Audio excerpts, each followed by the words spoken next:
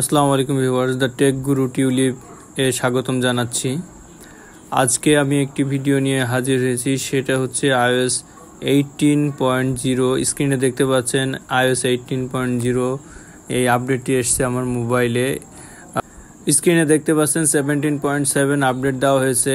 আমি একই সাথে দুইটি আপডেট পেয়েছিলাম, 17.7 এবং 18.0।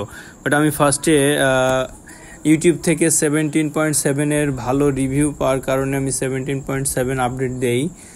এটি মূলত একটি ছোট্ট পরিসরের আপডেট, যেটা কিছু বাগ ফিক্সড এবং সিকিউরিটি আপডেট হিসেবে অ্যাপল পুশ করেছিল। আর 18.0 যে আপডেটটি, সেটি খুবই দারুণ একটি ফিচার সম্বলিত খুব বড় একটি মেজর আপডেট, যেটা রিসেন্টলি রিলিজ হওয়া আইফোন 16 সিরিজে এসছে। সো আজকের এই ভিডিওতে আমি iOS 18.0 আমার এই আইফোন এক্সএস ম্যাক্সে কিভাবে রান করতে হয়, আপডেট দেওয়ার পরে এর পারফরমেন্সটা বিশ্লেষণ করে আমি দেখাতে চাচ্ছি।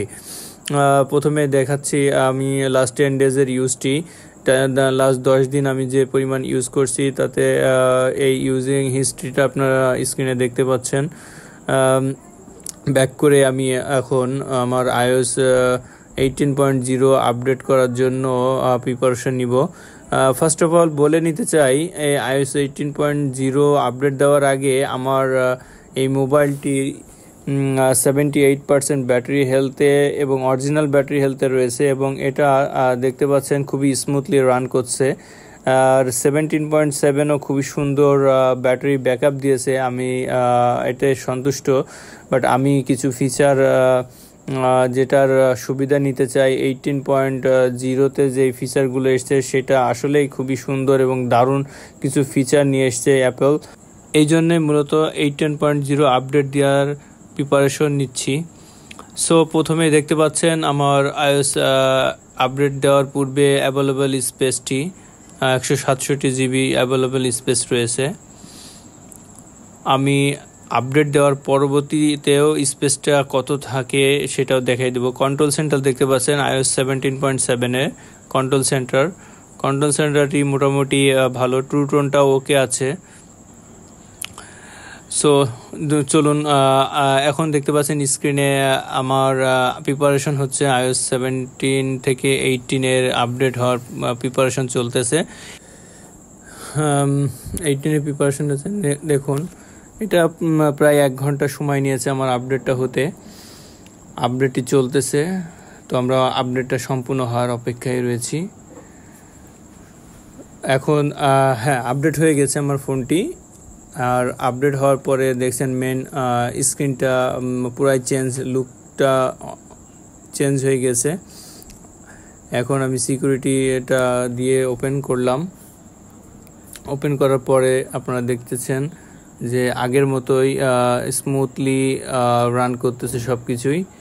আমি এর আগে 17.7-এ যেরকম স্মুথলি রান পাচ্ছিলাম সেরকমই। সেটিংস অপশনে গেলাম। সেটিংস অপশনে দেখতে পাচ্ছেন যে চেঞ্জ হয়ে গেছে পুরোটাই।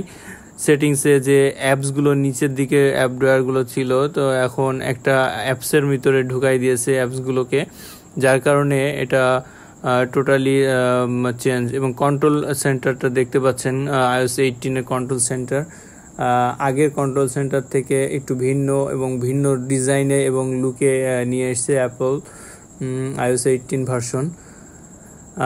খুবই সুন্দর স্মুথলি রান করতেছে আমার আইফোন এক্সএস ম্যাক্সের। জেনারেল অপশনে গিয়ে আপনাদেরকে একটু অ্যাবাউটটা দেখাতে চাই।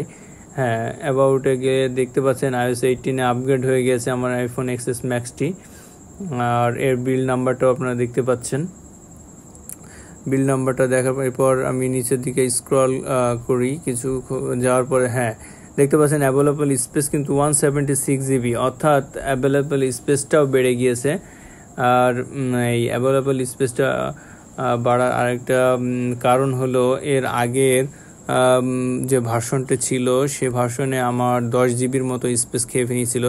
কন্ট্রোল সেন্টার থেকে ইজিলি এখন ডিভাইসটি অফ করার বাটন দিয়ে দিয়েছে iOS 18-এ।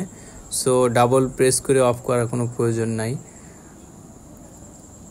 আর স্পেসও এর আগে যখন 167 জিবি ছিল, বাট আপডেট দেওয়ার পর স্পেস বেড়ে গিয়েছে। আপনারা স্ক্রিনে দেখতে পাচ্ছেন পূর্বের একটি ভিডিওটি, যে আপডেটের পূর্বে যে ভিডিওটি আমি রেকর্ড করে রাখছিলাম সেটা, এবং পরবর্তীতে আমি আপডেট দেওয়ার পর আমার অ্যাভেলেবল স্পেসটা এবং পূর্বের কন্ট্রোল সেন্টারটা কীরকম ছিল সেটা বন্ধুরা দেখতে পাচ্ছেন স্ক্রিনে।